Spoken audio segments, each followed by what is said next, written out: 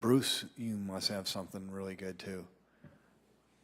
Of course I do. It's Bruce Danielson, and I guess I'm here to entertain you too. 4 o'clock.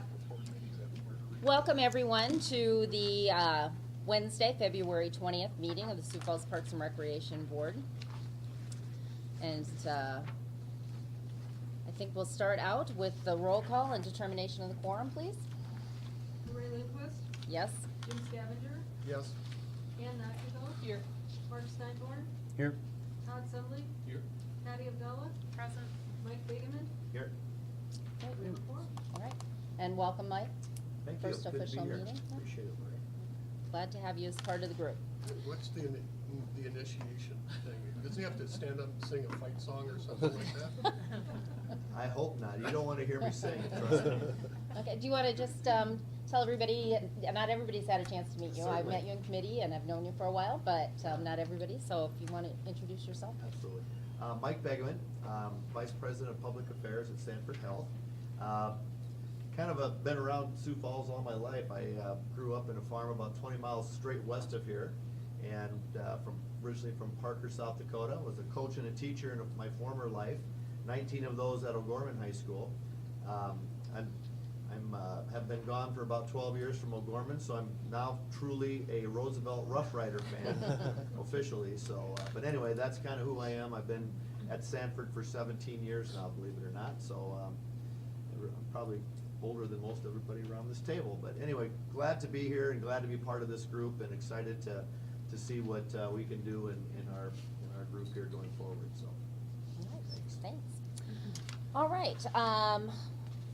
Any introductions that we can have from the audience here today? If you have public input you would like to do, this is the time to do that. But if you're here to speak to something that's on the agenda, we just have you wait and do it at that time. So I see that we have at least one guest in the audience today. You want to introduce yourself? Eric Mebius, I'm here with Stensland Family Farms.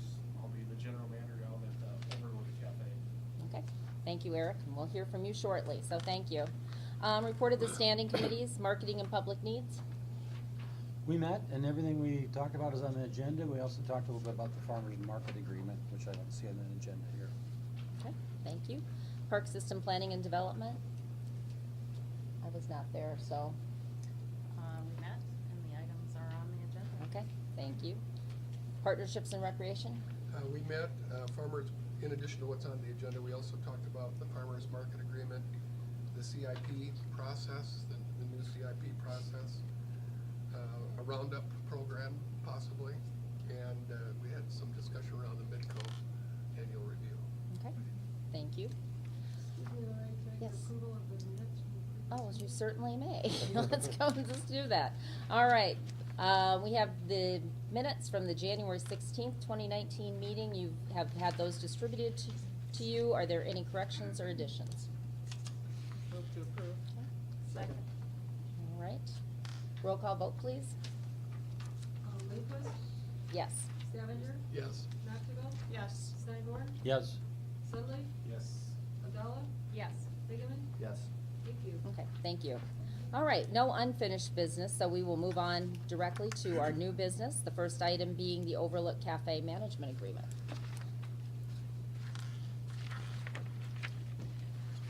Hello. So in all of your packets, you should each have the management agreement for the Overlook Cafe, and it's a management agreement along with naming agreement, as there's some naming conditions in the agreement as well.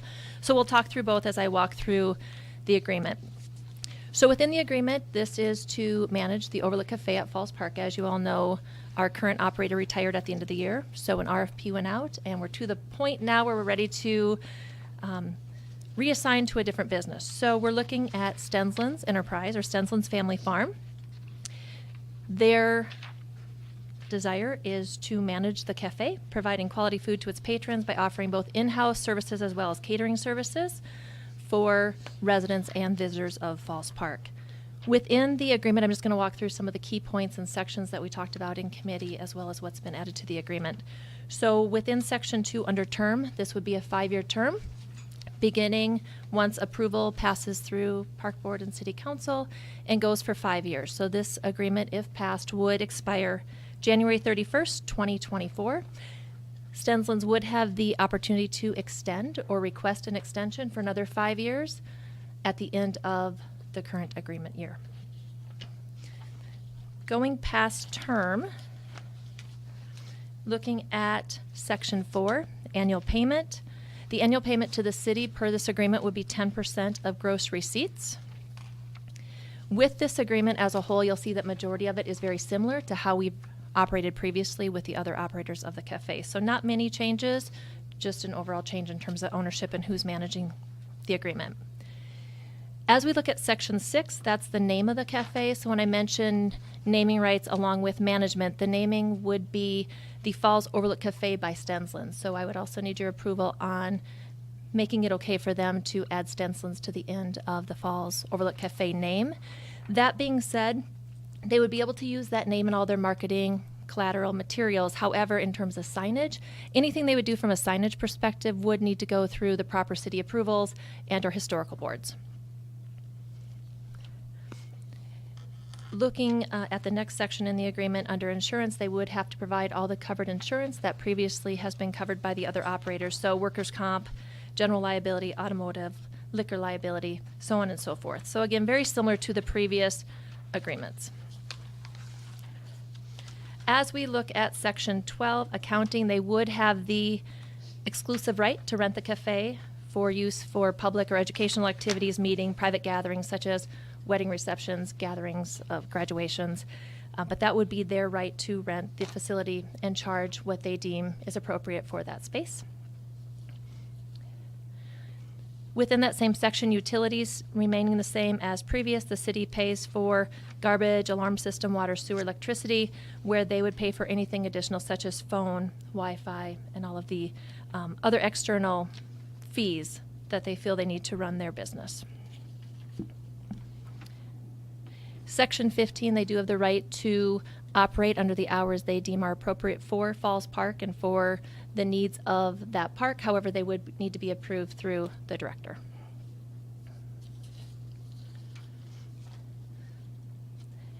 Section 21, they do retain ownership of repair and replacement of any necessary capital equipment. So anything that they bring with them, they would be expected to replace, repair. So that would be nothing that would be on the city. There's very limited things there that actually belong to the city that the city would be responsible for.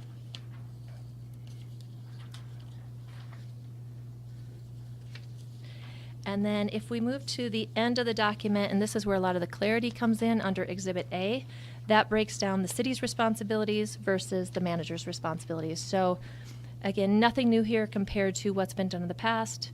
In terms of city responsibilities, we provide the exterior maintenance and repairs, paper products for the restroom, snow removal services, so on and so forth, where the manager sets the hours, as I mentioned. Employees supervise employees. They ensure their employees have the name tags, look appropriate, and represent the city in a nice, well fashion. And that being said, at the very end of the agreement, if you're curious, their menu is attached what they're proposing. So it would be a mixture of their 50-plus flavors of ice cream, along with sandwiches, wraps, pizzas, everything they feel the residents need to have a good meal. That's farm to table fresh, organic, right, Eric? At Falls Park. So with that, we do recommend approval to the City Council for Stensland's to take over the management agreement at the Overlook Cafe, as well as the name Falls Overlook Cafe by Stensland's. And I do have Eric here to help answer any questions. Okay, Eric, do you have anything you'd like to add? The only other thing, I suppose, that one of the things that we're also, not only just our products there, we have many relationships throughout town with like Bread Smith, different companies like that that are local. We're already reached out to them, planning on partnering, using their products out there as well, so we can promote as much local Sioux Falls products, in the local surrounding areas as possible with this. That's one of our things. We really want to make it as a local, unique thing that's here out of Sioux Falls. So. Thanks, sir. Yep. Any questions for Jackie or for Eric? I had one question regarding the Chef Jenny relationship. Is that an exclusive relationship then? So if somebody rents the facility for an event that they would need to use Chef Jackie or Chef Jenny? And, or would they be able to use a caterer of their choosing, or how does that work? So the agreement originally had Chef Jenny throughout the agreement, but we've changed the wording to a third-party caterer. So that way they would be able to operate with Chef Jenny or anybody else they feel they would need to use at any given point in time. Plus, if within the 5 years something were to happen where maybe Jenny would move to Rapid City, they wouldn't be bound to still having to use her or that company. So we've opened it up, and I don't know, Eric, if you guys have ever looked at using anybody else. We haven't, we've had a close relationship with Chef Jenny, so. So she's but your we're not- your preferred She's provider. our preferred. Okay. Preferred person just because of the working experience, what we know she's capable of doing, that type of deal, but we're not saying no to Okay. anybody else, it's just, that's who we're comfortable with. Yeah, I just wondered, because I had noticed that it had been changed since we'd originally seen some of the documentation, so. Okay. Any other questions? Okay. Karen, does this need to be two separate motions for the name change and the management? Is the management and the naming rights, are they one in the same motion, or should they be separate motions? I would recommend that you make two separate motions, just to make things clean for the city council, that you recommend both the name change and approval of this management agreement. Okay, thank you. All right. With that being said then, I am first looking then for a motion to recommend approval of the management agreement for the cafe in Falls Park. So moved. Second. Okay. Roll call vote, please. Lindquist, Yes. Stavanger, Yes. Macknigal, Yes. Steinborn, Yes. Sundley, Yes. Abdallah, Yes. Bagman. Yes. Thank you. All right, thank you. And then is there a motion to recommend approval of the naming rights for the cafe? So moved. Second. And a roll call vote for that too, please. Lindquist, Yes. Stavanger, Yes. Macknigal, Yes. Steinborn, Yes. Sundley, Yes. Abdallah, Yes. Bagman. Yes. Okay, good. All right. Thank you. Thank you. Thank you. We'll look forward to what is to come at Falls Park Overlook by Stensland's. All right. Thanks for being with us today. Next item on the agenda is the sculpture placement in Falls Park West. Mike, please. Good afternoon, Board. This item is for placement of the Maestro sculpture at the Leavitt Festival Grounds, Falls Park West. The application was put in by the Friends of Leavitt Board. You've been given a map. In the back of the festival grounds, there's an orange dot that shows where the proposed location will be. The sculpture is the Maestro. It was the 2016 People's Choice Award, so it's already city-owned art. It's currently in storage. It's a fairly large sculpture. It's approximately 9 foot tall to the top of the baton. It's also about 5 foot square wide between the Maestro himself and the xylophone piece in the front. It's made of bronze and stainless steel, so it's very durable and easy to maintain. The piece has been evaluated by the city's art conservator and approved for placement from them. And all the maintenance will go through the city's maintenance for art budget, so the minimal amount, basically cleaning. We went to the Visual Arts Commission yesterday, and they recommended approval of placement. We're here today looking for your approval of placement. If you go ahead and do that, it will go to City Council in March and be placed later this spring, sort of in coordination with the project and before the festival ground or the different concerts begin. So I can answer any questions you have. Nancy Halverson with the Friends of Leavitt is also here if you have any questions for her, and staff recommends approval. Recommendation of approval. Any other questions? Okay, you've all seen this in committee, so. Nancy, how fragile is that baton? Is it sturdier than it looks in this photo? It is sturdier than it Okay. looks. We've been working with the artist to make sure that we, Oh. so that it can be safe up there. They're Okay. also talking about putting it at a height where a child couldn't reach up and grab that. Uh-huh. Speaking of short. Yeah, so we're really excited about having it there. We think that the idea of a Maestro sculpture goes perfectly with our music. Very appropriate. Yeah, Good.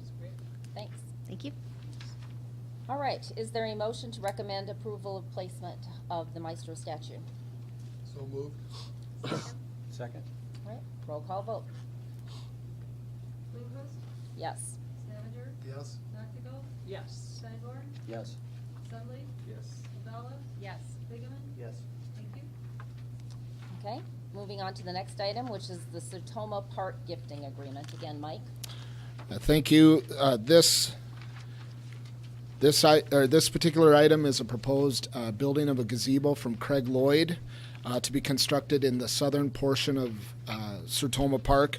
If you look on your map, you can see it's in the far southwest corner, almost near 57th Street. This gift would allow Craig Lloyd to construct a gazebo on park property. They would be required to pay for everything. They would have to have all the required insurance. They would also have to pull all building permits, and all construction would have to comply with city code on that aspect. The picture of the gazebo we discussed in committees. It's also available on the back of the sheet that's in the packets you were given. The design of the gazebo is in theme with sort of the surrounding context, the buildings that are there, and the trees in the backdrop. It will be accessible from anybody using the bike trail system. As part of the project, they will construct a pathway that goes from the bike trail system to the gazebo, and Lloyd has agreed to perform all the maintenance on the structure and the surrounding landscaping through its useful life. So I can answer any questions that you have. Staff recommends approval. Questions, anyone? Was the design discussed with Lloyd after our committee meetings? Because I know like this detailing at the top and everything isn't on the apartments nearby.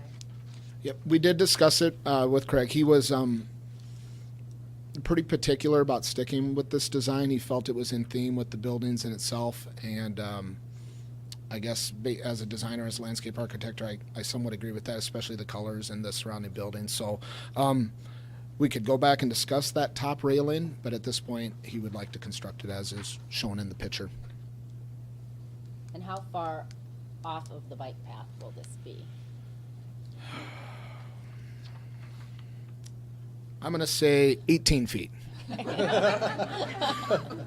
I don't know off the top of my head, I can tell you, but it's relatively close. If you look at the site, there's a bit of a drainage swale that kind of takes water from the parking lot in front of the building there around. So this would cross over top of that and connect people from the bike path on the south into the gazebo. So I went and looked at this. So when you pull in off of, what is that street? Is it Oxbow? I think it is. But so, and if you pull into the You'd come in off the parking lot, which is right, but off if you, Oxbow, yeah. Yeah, and if you pulled in off of 57th and Oxbow and you went in, and then right before you get to the first set of garages is going to be like right there where there's a park maintenance kind of a road that. Yeah, I don't know if it's a park maintenance road as much as it's a bike trail. Is it okay? Fire access. Okay. A lot of people do use it for accessing the bike trail from the neighborhood. And that's what where I've seen mostly. That's on where it. it's going to be. Correct. Right there. Okay. Well, you can see it on the. Yeah.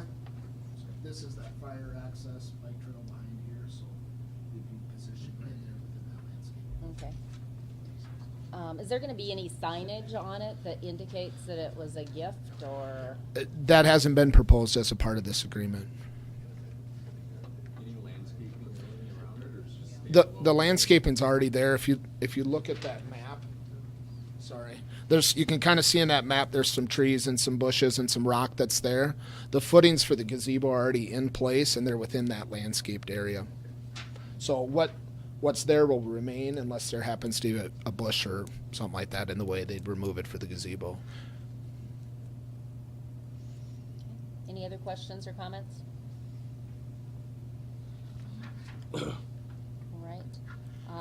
And this one, we are looking for a motion to approve. Correct. This one does not go on to the city council. This is strictly approval from the park board. So do I have a motion for that?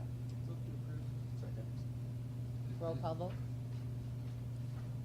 Lindquist, Yes. Stavanger, Yes. Montague, Yes. Sanborn, Yes. Sudley, Yes. Abdallah, Yes. Bagman. Yes. Thank you. Next item is the Paul McDowell Marsh McLennan naming application for the Leavitt Hospitality Deck. Hospitality. So in your packets, you have the agreement between Howell McDowell and the Leavitt, as well as a map of the Leavitt property. So you should have two things that I'll cover here. So the Leavitt, or the Friends of Leavitt, have submitted a naming application to the naming committee within the city of Sioux Falls to partner with Howell McDowell to rename the hospitality area at the new Leavitt Shell, the Howell McDowell A. Marsh and McLennan Agency Hospitality Deck. So I'm just going to review this agreement for you. So this hospitality area naming would be a 5-year commitment, so that would be through September of 2024. This would allow Howell McDowell to sign the hospitality deck at the Leavitt Shell. Right now they're proposing a brushed aluminum plaque, no larger than 24 by 24, working very closely with Nancy and the Friends of Leavitt to make sure it fits in and looks proper for the space at the Leavitt Shell.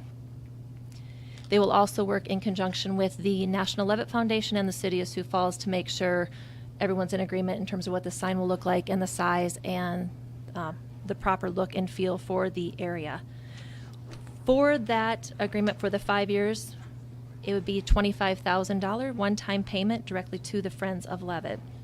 As part of the Leavitt's agreement with the city and the National Foundation, they do have the right to work with third-party sponsors to provide funds to help support the Leavitt through naming and other sponsorship capabilities. On the back of the agreement, you will see a copy of the plaque that they're proposing. Not that this would be the specific plaque that would be done, but more or less a sample, give you an idea of what they're looking to potentially propose.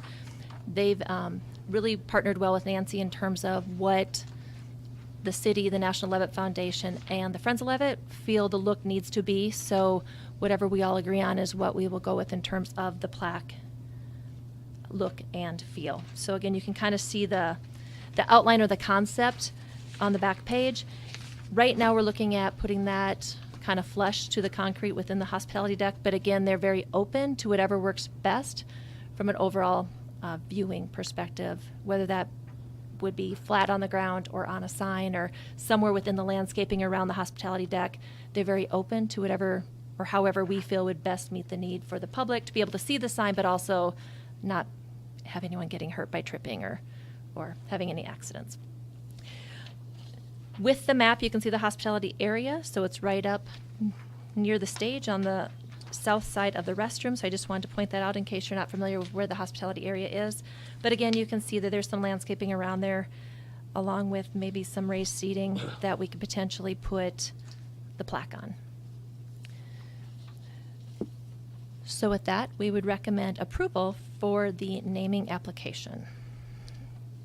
Any questions for Jackie? Got a question. And I also have Nancy here as well to help answer any questions. Nancy. Yeah. That would be good.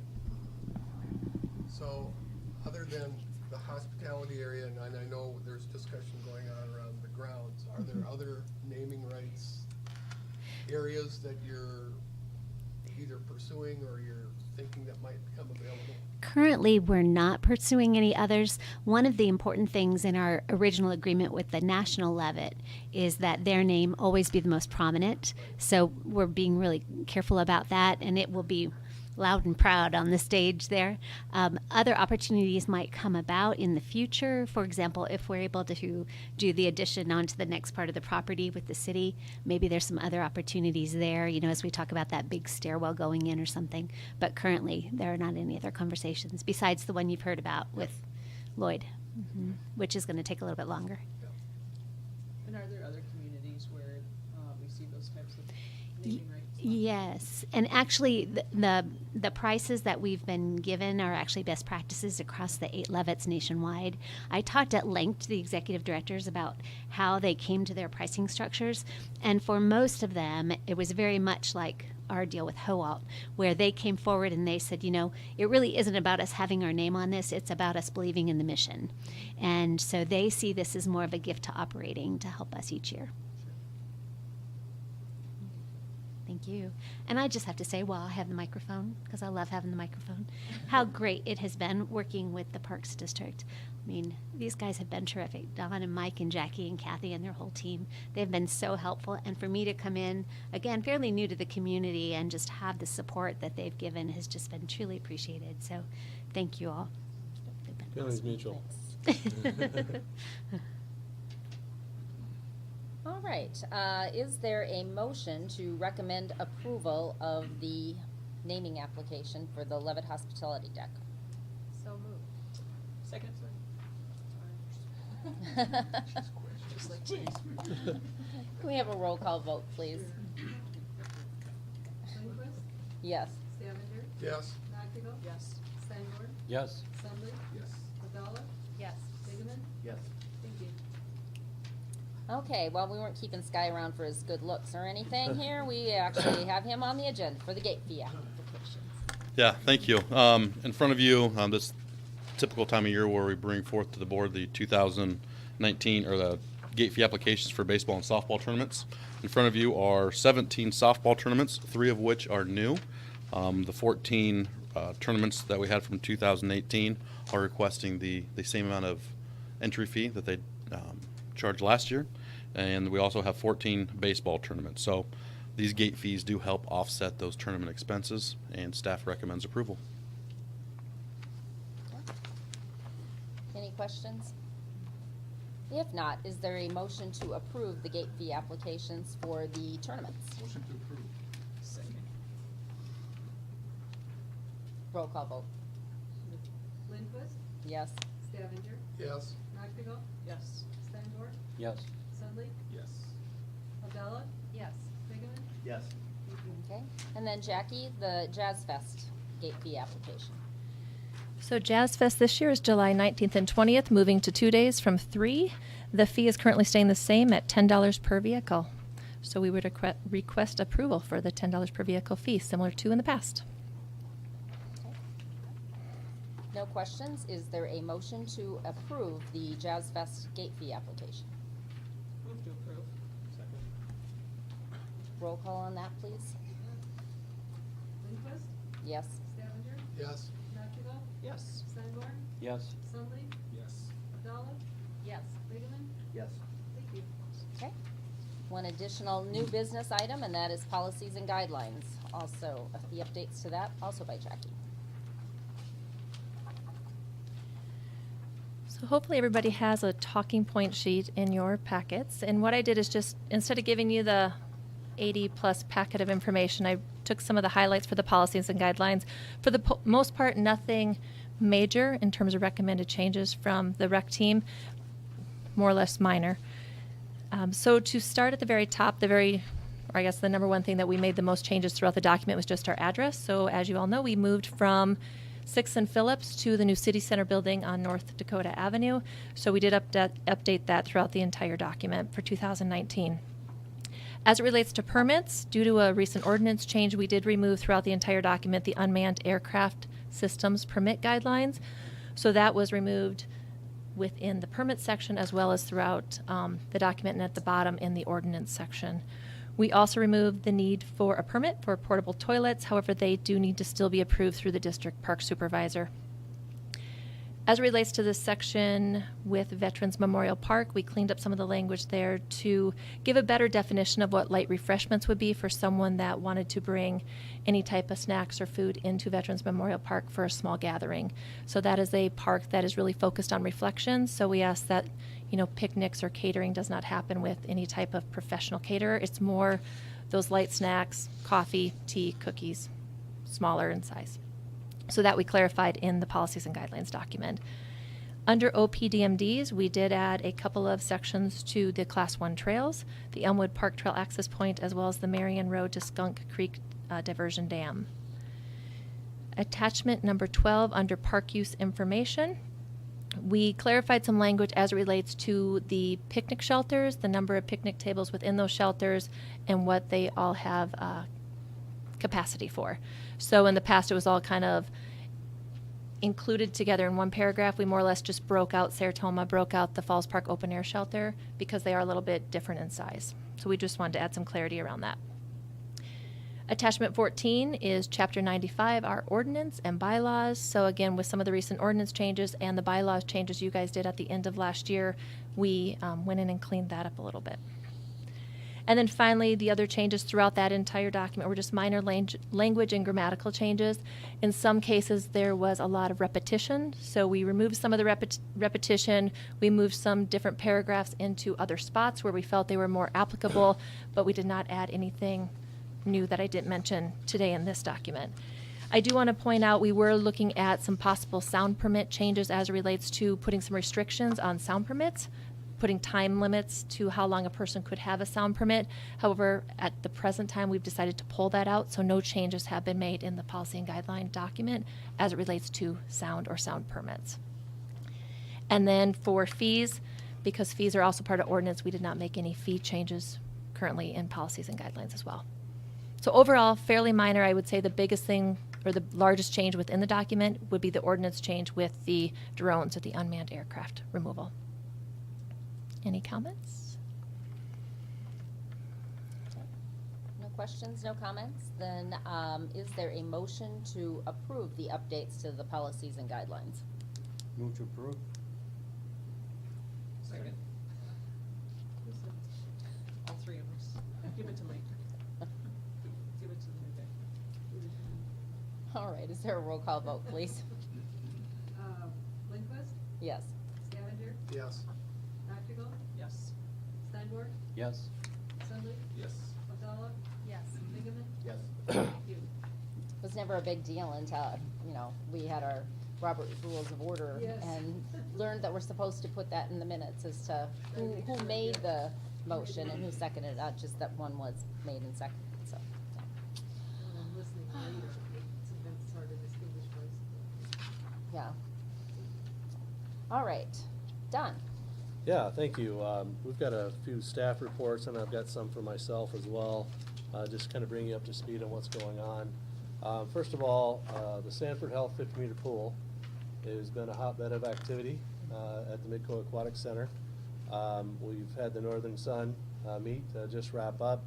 We're in the throes of the Summit League tournament, and I just asked Sky if you can kind of give us a little update on what we can expect for how the NSIC go, plans for Summit League, and the state A's coming up as well. Yeah, absolutely. Thanks, Don. As Don mentioned, it's been pretty busy at the Midco Aquatic Center lately. Last week wrapped up the Northern Sun Intercollegiate Conference. 11 conference records were set. Hundreds of personal bests were set. For example, on the first day, at the first session, we had 113 athletes set personal bests. Okay, so I gotta ask, sorry for interrupting. No, go ahead. What makes it a fast pool? So the fast pool, several factors are. Shorter? No, we actually have to laser the pool to make sure that it is actually the right length. Several factors. The depth obviously is one of them. Just the average depth from 14 to 10 is just deep water, so that water, the turbulence goes down, as well as the design of the bulkheads. The water can pass through, and then also the skimming of the gutters, so that water goes right to the gutters and goes down. So just the design of the pool actually just makes it a fast facility. In talking about the NSIC, unfortunately I can't share a video, but I can try to get that sent out to you guys here tomorrow. The NSIC did post a video from the Minnesota State Mankato head coach, and I'm going to try to kind of quote what he said is, "We've had an unbelievable week in Sioux Falls. This is an amazing facility, and in his opinion is a world-class facility. The comp pool is awesome, posting a lot of best times, school records, conference records, national cut times. It's been great."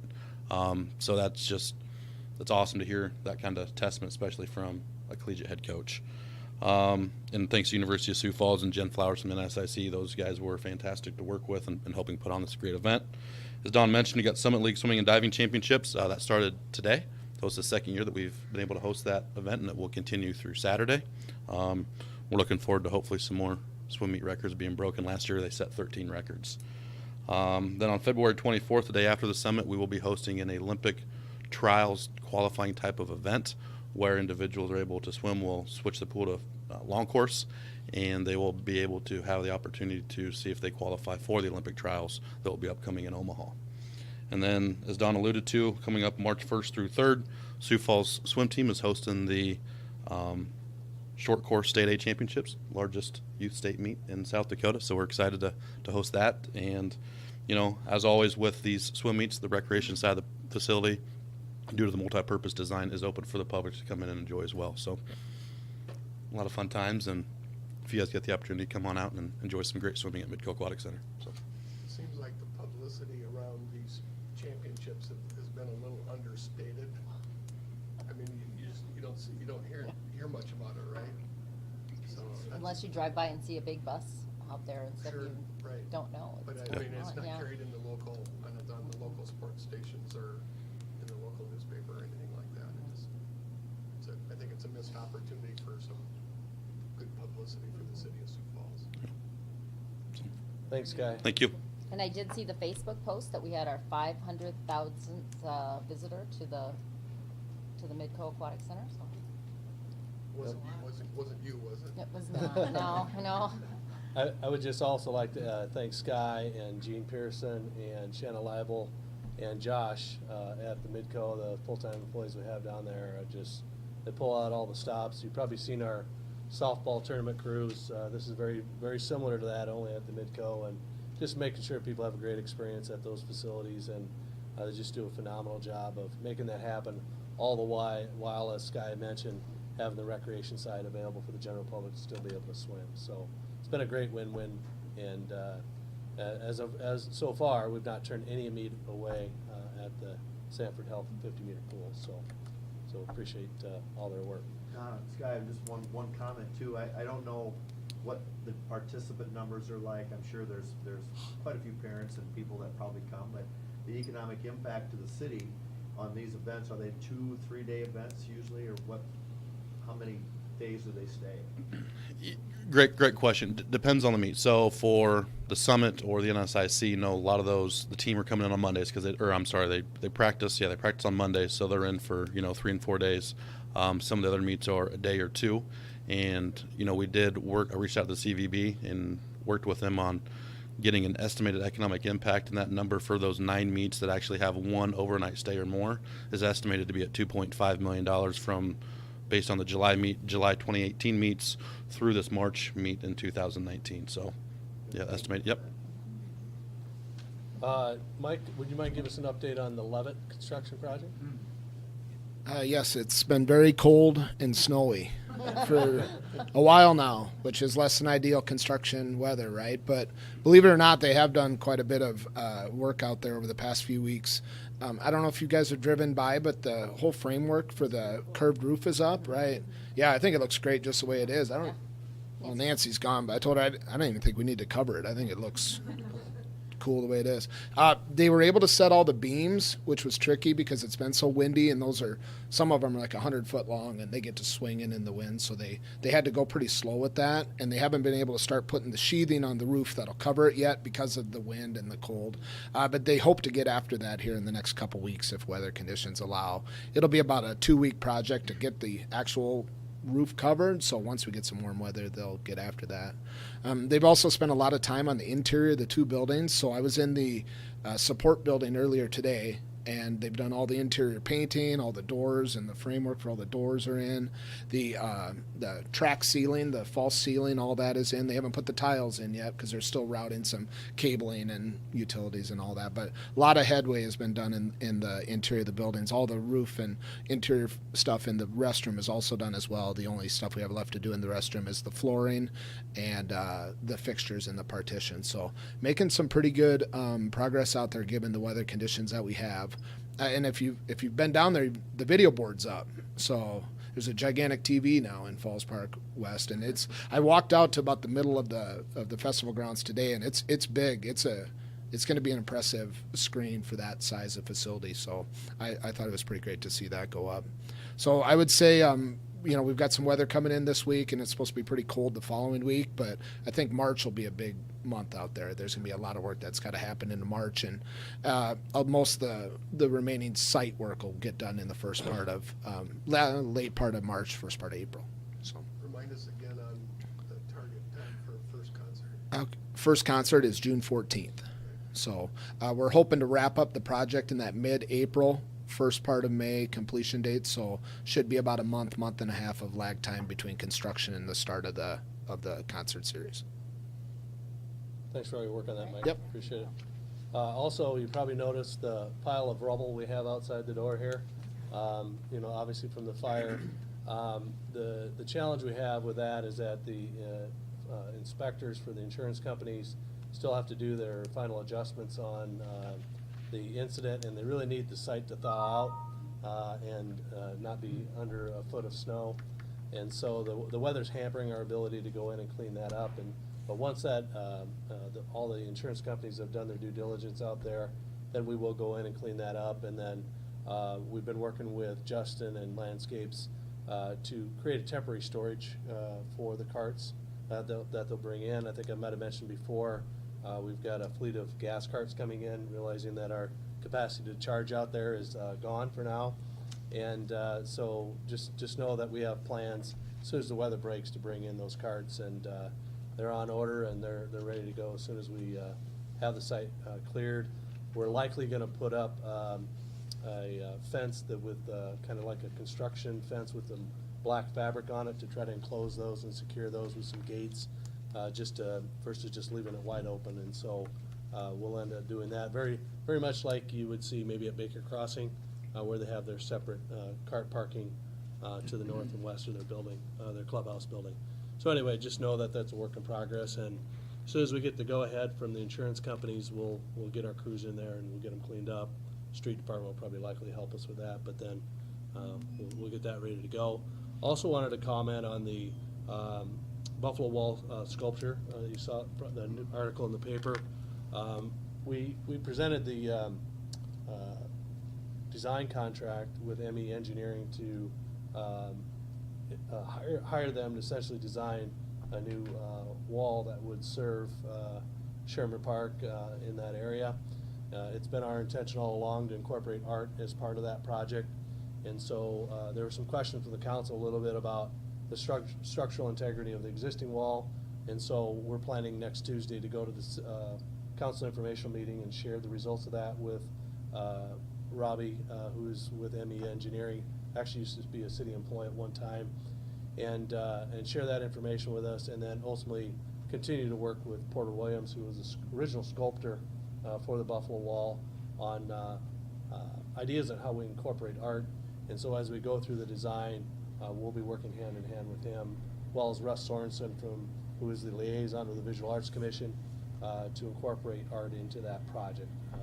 So we don't have a design yet. The purpose of the item on the council agenda was just to get them under contract so they could start deliberating and doing their due diligence on the design of the facility, and just know that we're working hand in hand with them to pull all that together. So just wanted to give you a heads up, knowing that there'd been an article in the paper, and just want to let you know that we're meeting with Porter tomorrow, I believe, to start talking about that and how that can all be incorporated. We had talked about that with him in advance of this going to the council agenda, but just know that there's more work to do there. So Don, back to the carts, where are you planning to do the temporary? Right on the existing concrete pad. Okay, so Yep. that's clean and. Yep. We expect there could be some spalling of the concrete because of the heat from the fire, but we may have to do some sweeping up of that and just cleaning up of that. But the idea would be to put a perimeter fence around that actual footprint where the concrete base is, and then have some gates on each end to be able to accommodate the carts. And then just, you may have noticed the new reports in your packets.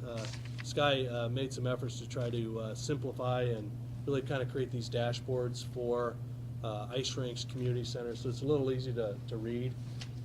Before we had about 5 pages just on community centers of every card game that ever was played kind of thing at any of the community centers. And certainly if you want more detailed information, we'd be glad to provide that at any time, but just knowing how much information you already have to review, especially knowing the agenda that we had today, we're trying to simplify some of that so that it's a little easier for you to kind of digest what's going on at those different facilities. So just wanted to note that change. And with that, we'd be glad to answer any questions. Got one. You want to give us an update on the planning, the strategic plan? Yeah, being in the probably process? a good thing for Tory, comprehensive plan update, Tory? Yeah, so you guys probably know that we went through the public meetings here about 3-4 weeks ago. We're done with that. They're compiling all the data that we got. Excuse me, were those well attended? 2 of the 3 were really good. We had one that was pretty light. Pretty some bad light. weather. There was one person, person. yeah. Very light. Pretty light. Yeah, so there, I suppose we had probably around 40 people on the other 2 each. So So is that? so it was good. Is that expected? It just seems like it's not very much at all. That's what our consultants, Pros Consulting, they said they've been seeing that around the nation. People like to give their input and everything through the computer, Online. through social networking, that type of stuff. We've got probably, I'd say 15 or 20 responses just through our website. That's plansfparks.com or .org. And so that's been good. We're starting to get some traction there. Right now what we're doing, we're working on the survey. We're going to hopefully have a draft here in the next week or so. There's about 20 questions, I think, in that, and that'll get sent out to, I believe, I can't remember if it's 4,000. Is that right, Don? Do you remember? I don't recall. Yeah, anyways, it's a statistically valid survey. And that's part of the needs assessment. That'll be the other big data get that we try to do. And then from that point, we'll be sending that survey out. We're hoping like the first part of June. After that, then we'll get to work with starting to develop the plans and an action plan, and then all the stuff going forward. So. And they're also doing the recreation program assessment too, right? Yep. They've been working with Sky and his team and compiling all that information. So that's where we're at right now. Is the survey's the next big thing. Too early to tell on any. Yeah.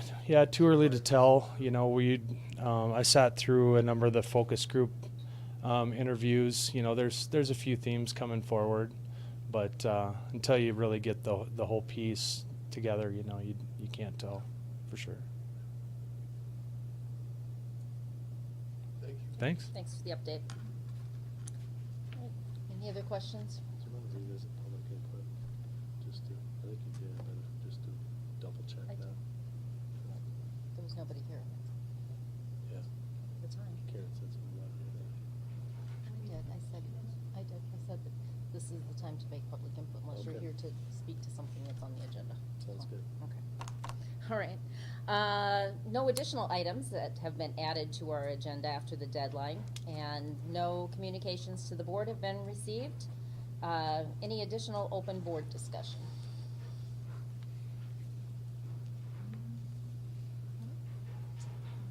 If not, is there a motion to adjourn? To adjourn. All right. Great. Thank you, everyone.